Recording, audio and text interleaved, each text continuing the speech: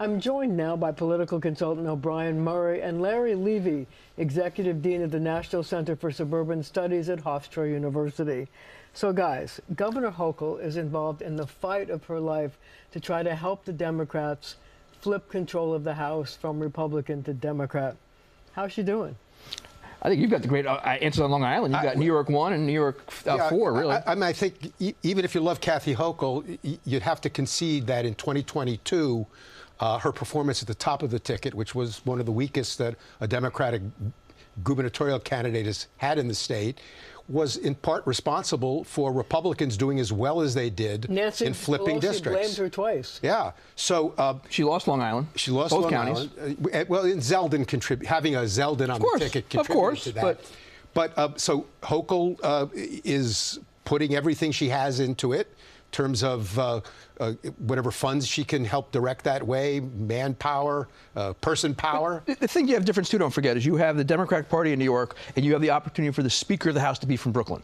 So Hakeem Jeffries and Jay Jacobs working very well together. Jay is the Nassau County chairman, but also statewide. Means a lot for New Yorkers and the Democratic Party and her future. But guys, there are 5 seats that they want to flip. If you were betting men, how many of those seats do you think they will actually be able to flip? Go ahead, Obi. I think only a couple at this point right now. I think New York 4 is the one right now. Desposito, I think, is tougher. In upstate, you've got one, but I don't think the other ones are within reach at this point. How do you feel about that? Well, I'm not a betting man, and I think that the races are about where everybody expected, which is pretty darn close. The 4th district that just mentioned is definitely a nail-biter. That's Anthony D'Esposito. Gillen and D'Esposito. And Laura Gillen. Avalon out in the 1st district against LaLota when Harris ascended to the top of the ticket, probably moved Avalon, the Democrat, from slim to none to maybe, because he's raising a lot of money and he's created a little bit of a buzz because of his media experience. Suozzi pretty much sent the message in the special election in February that he's in pretty strong shape for a variety of reasons. And Garbarino has a district that was made even more Republican during a gerrymander that really didn't help Democrats very much. But, you know, Hakeem Jeffries actually told me that he thought he had a chance with Garbarino in flipping it because he thinks it's a little bit purple, no? I think it's much more Desposito's the issue than Garbarino.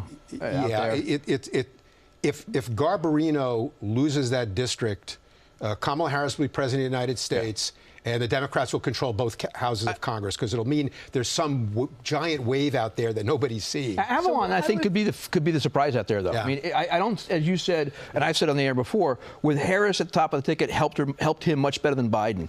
But right now, at this point, Avalon can fire on all cylinders. He's raising money. He's in known quantity now by CNN. He's getting known by the independent voters, and he can swing Republicans. He can do it more out there than anybody else can. How about the 2 other upstate seats in our district, Mike Lawler and Mark Molinaro? Lawler's fine, and I've been on air here before saying I wish he wasn't, but he'll be fine, and so is I think Marcus will be fine too. Yeah, I think that's what the polls seem to indicate. That's what the prognosticators say, people who are in the weeds on the streets up there. But those races could go either direction. It really depends more than any particular issue or personality on how the top of the ticket performs. The difference between Lawler, though, is when you're talking about the suburban districts out here, you've got his opponent that lost the working families line, which makes a big difference now in that Democratic side of the House. But it's still a 1-point race, according to the recent polls. But that's some of the polling, and it will be. But that district is one that the Democrats should be able to win under other circumstances. But I think they got the wrong candidate. They have a candidate that's too far left that ran for Congress in Brooklyn when he got chased out of there. Here's what it really comes down to. It doesn't matter what the personalities, the particular local issues, the amount of money being spent here and there. If Donald Trump does better in these congressional districts than he did in 2020, the Republicans are going to win them. And in fact, they'll probably win other districts around the country that are very similar to these swing suburban places. If Kamala Harris does better than Joe Biden, Democrats are going to win these seats. So let me ask you this. Do you think that the governor's efforts to flip the House and working really hard, she's opened 65 different offices around the state, are hurt by the fact that her popularity numbers are so very low? She's in the 30s. Well, clearly there's a yin and the yang going on here. Take Donald Trump. He definitely assures that the conservative MAGA faithful come out in droves that you don't see in our metro area. At the same token, he tends to turn off people who have voted Republican. So the question is, which yin is stronger than the yang? The other thing, don't forget, is she's raising money. She's putting the organization together. Where she is the face of the party is where that becomes a question of whether it's about her or not. But here's what the other question, Obi. If, in fact, they don't flip these seats, she's going to be blamed. She's going to get blamed, but also she's going to get credit. And as she said yesterday, there's rumors about her going into a Harris administration. Remember, she was a big supporter of President Biden. She was one of the last ones to quiet down about that. Her own lieutenant governor was asking President Biden to get out before she did and went against her. And the real question becomes, what is going to happen after the election? And it's not just the win, it's the spin. What did she do versus what could she have done?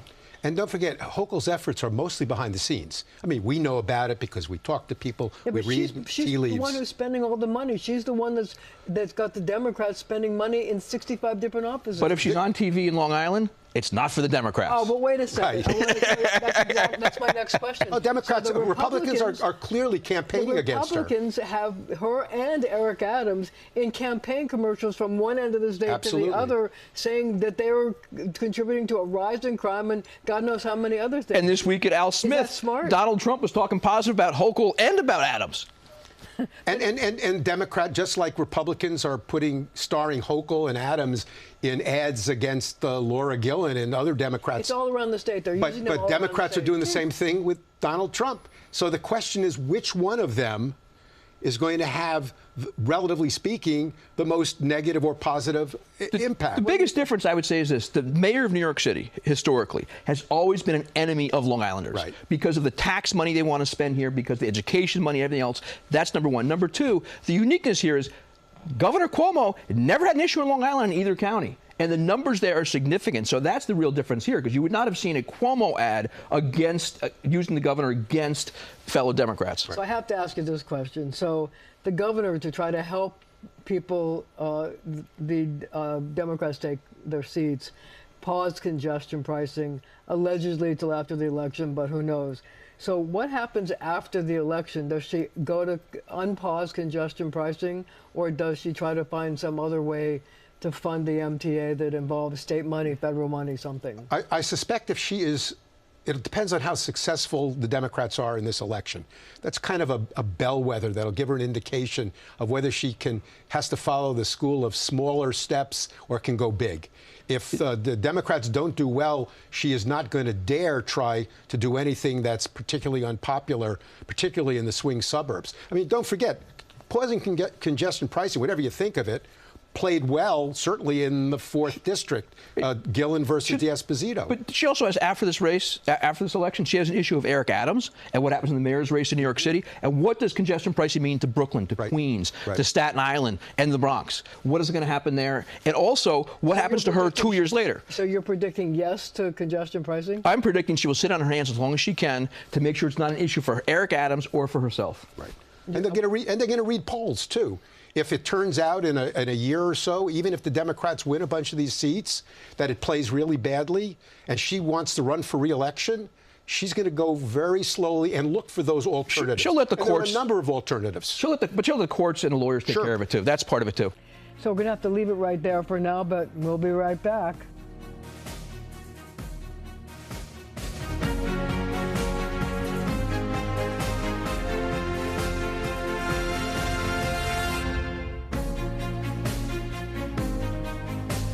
We're back with a bonus conversation with political consultant O'Brien Murray and Larry Levy, Executive Dean of the National Center for Suburban Studies at Hofstra University. It's only a bonus when Larry's here. Big mouthful. But in any event, I want to talk to you about Eric Adams, who has been replacing his cronies with and friends with other people that he hopes will satisfy Governor Hochul's mandate to get rid of the people who have been subject of the probes. I wonder whether you think that he has done enough to satisfy Governor Hochul that she won't decide to take a hatchet to him and remove him from office. So you're asking a guy who runs the National Center for Suburban Studies, huh, about Eric Adams.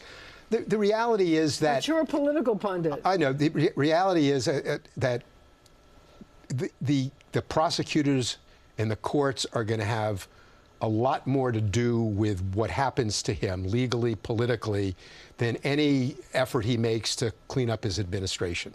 Except the political calendar is different than a legal calendar. Well, that's true, The too. political calendar is much sooner. I think, what was your question again? So has he done enough Has he for done her? enough? Yeah. Right? Has he done enough to satisfy her so she doesn't feel she has pressure? If I were Eric to come Adams, in and if I remove him? were Eric Adams, I would put all the pressure in the world on her and run my city the way I want to. I would not listen to her on this. Make her call me out. Why? Because she won't do it, because she's scared of Andrew Cuomo. He has that ace in his card. He should play it. He should run the city the way she wants. He was elected for New York City to be the mayor, and she was not. He has every right to run the city the way he wants and let her make a decision on that. And then you've got Brad Lander and the others that want to run for mayor that can put a city council vote together along with 3 other people. I think it is. There's a committee of 4 people. Five, and they could vote him out. Right. Make her call him. Make her do it. Call her bluff, because she will not chase Eric Adams out because she's scared of Andrew Cuomo. But the problem with that committee is that the mayor has actually 2 appointments, and 4 of the 5 people have to vote to remove him, so it's unlikely that that would ever happen. Oh, my God. Again, the governor has to make a tough decision, and he should run the city, not her. And you don't think the governor's going to make a tough decision? Is that what you're saying? If you look at the calendar and the dates of the new charter and everything all done, the bottom line is this governor does not want Andrew Cuomo to be able to run for mayor in a nonpartisan election, period. Yeah, but then he could run for governor against her. I mean, I think that Larry, what Hochul, you know Andrew Cuomo. Oh, sure. Would he run against her? Against Hochul? Yeah. Oh, if he thought he could win? If he thought he could come close? Absolutely. He's already talking to a lot of people about it, as well as talking about mayoral and doing polls and assessing potential funding. But the reality is that Hochul, that how the Democrats perform in a few weeks will determine, and we talked about this earlier, what strength she has, what needs she has. And if it turns out she wants to run for re-election, and it's better for her, and with the focus groups in the polls, to take out Adams, or at least to stand against him, she's going to do it. If she feels that it doesn't serve her political purposes that you were describing, she won't. It really comes down to what happens in this election. And what did Eric Adams do for Governor Hochul during the election that she came close to losing, which is the albatross around her neck right now? He stuck his neck out. He fought for her. There's no reason that this mayor should have to wake up in the morning and say, did I please Governor Hochul? And you're making a case for loyalty in politics? Good luck. Of course, I don't disagree with you on that. How short the memories are for everybody in this industry. Guys, loyalty often depends on the polls. And loyalty depends on putting your finger to the wind and see which way it's blowing. Right. Loyalty is a two-way street. And the minute that you're not loyal from the other side, it's very easy to say, forget the other one. And right now, as far as I see the chits on the side, the governor owes Mayor Adams more than Mayor Adams owes this governor. Okay, so let's assume that the mayor gets past I think it's the March 25th date, so there's no nonpartisan election. And either he runs or he doesn't run, whatever happens, there's a trial, whatever. So, if that happens, does Andrew Cuomo decide to run for mayor in a general election? Does he enter the primary and run for mayor? I don't know. I think at that point there could be another issue on the table, and it comes up before the Campaign Finance Board. New York City's Campaign Finance Board will have to decide, will they give Eric Adams matching funds or not? Because at this point, they have to decide sooner than that. They have to decide by December. This December is the first draw. They will now. If you look at the history, John Liu got caught when he had a staffer, and he was never himself charged with anything. He had a staffer with an issue, and at the last minute, they did not give him campaign finance money, and that's how he got Mayor de Blasio. This one's December now, not October. But Eric Adams already has $4 million in his account. So it's not like he's going to have no money if he decides to run for re-election. Compared to $7 million, I forget how the matching funds work now, but with 8-to-1 matches, is that what it is now? 8-to-1 matches, and a spending limit of what, $7.5 million?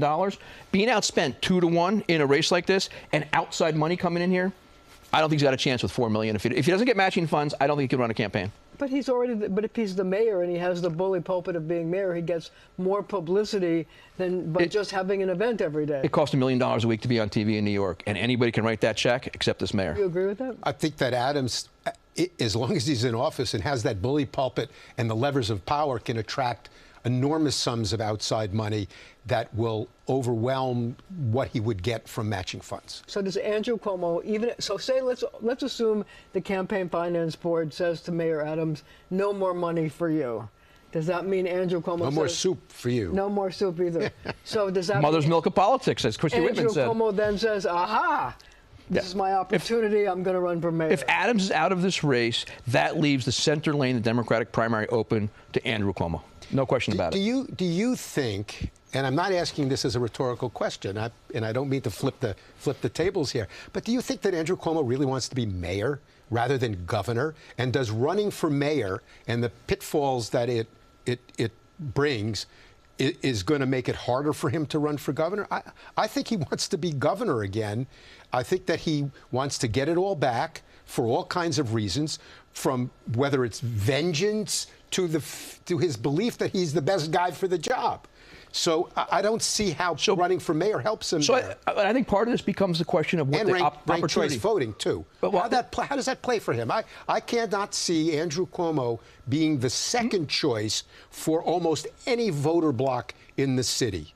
I can see him winning first, but he won't win to end the race. I would disagree in the sense of this. Okay. If it's him versus 3 or 4 extreme progressives, however we want to classify him, and he still stays up at number 2 and 3, as 1 or 2 of them drop off, how close to 50 is he? If he's got 30 plus and they start dropping off, that's going to be the question. Because remember, if that vote is all split up, historically ranked choice voting across this country, the person in the lead on election night, whether they're at 30, 20, or 40 something, ends up winning that race. So Andrew Cuomo, with one side of the moderate vote to the right side of the Democratic Party, if there is one, but the moderate and so forth. He's the only moderate in Remember, the race. he has black support. But he won't be the only moderate in the race, and there will be more than just wild-eyed progressives as well. In a Democratic primary, I don't know many other moderates that make that run right now. In the general election you're talking about, but in the Democratic primary, if he's got the moderate lane, he gets 35%. He's got the Italian vote, he's got the white vote, he's got the Queens, Brooklyn vote, and he's got the black vote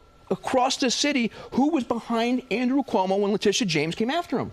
That's going to be an interesting thing. Well, that's my last question. Does Tish James is under pressure now to think of running for mayor? Does she give up being Attorney General, which is she'll clearly get reelected? Well, she doesn't have to give it up. It's a free run. It is a free run, but would she decide to run for mayor? For the record, this isn't scripted, just so everybody knows. I didn't know she was going to go to Tish James. I didn't know about that lead-in, just for the record. I think that's something that's there. Though. But no, I think the answer is she's going to see what opportunity she has. Remember, she almost ran for governor last time and chose not to in the primary. She had trouble raising money. She had trouble with everything. Remember her announcement? They knew they were going to do the announcement, and they rolled the videotape out on a video release of an announcement on a Friday afternoon, and it was a flop. The thing wasn't done right. Will she run for mayor? Last question. Yes, no, maybe. The only reason I'll go with maybe. I can't be wrong. So, it's a return on investment. What does running for mayor and the risks you take of losing do for her career? Do for again, if she loses, attracting opponents who might actually beat her if she runs for re-election for Attorney General. I don't know what she has to gain there. I don't think she's that, that acquiring power is what actually drives her. How long does she want to be Attorney General? The thing that the mayor's race gives her, in a special election especially, but even as the mayor's race, she has the opportunity to run and not give up the Attorney General seat. That's number one, I think. Number two, if you look at her primary for Attorney General when she ran in 2018 after Schneiderman left, she did so well in New York City, upstate. She didn't even know where Buffalo was. She thought it was Buffalo County. She didn't know Buffalo was part of Erie County, and she still did that well. She did not know what a garbage plate was. She did not know anything outside the confines of the 5 counties and 5 boroughs of New York City. And that's how strong she is in New York City, which she won't forget if she wants to run for mayor. We have to point out, and we're going to leave right now, but I have to point out that a garbage plate is a delicacy in upstate Rochester. New York and Rochester, but it's a big delicacy, and everybody who goes there politically goes to a specific place and orders the garbage plate is like roast beef on Weck and in Erie County, No, Buffalo. beef on Wick. Not roast Beef on Wick. Sorry. Beef on Wick. But beef on Weck, not beef on Marcia. a Weck. It's like, cutting pizza with a right. knife. Marcia, the audience here, it's like going to Coney Island and getting a Nathan's hot dog. That's your garbage plate in Rochester, New York. Right. And it was an issue in the debate with Tish James and Keith Wolford, who was a client of mine at the time. okay. And of course, the Anchor Bar, where Well, chicken wings. Buffalo wings, founded in Buffalo. And now we've called, and don't forget the corn dogs at the Syracuse State Fair. And on that note, We're going to talk about the Jersey City Boardwalk now, the Ocean City, New Jersey Boardwalk. Now we have to cover everything. and on that note, we're going to end it. Thank you both for joining me. And again, thank you at home for joining us as well.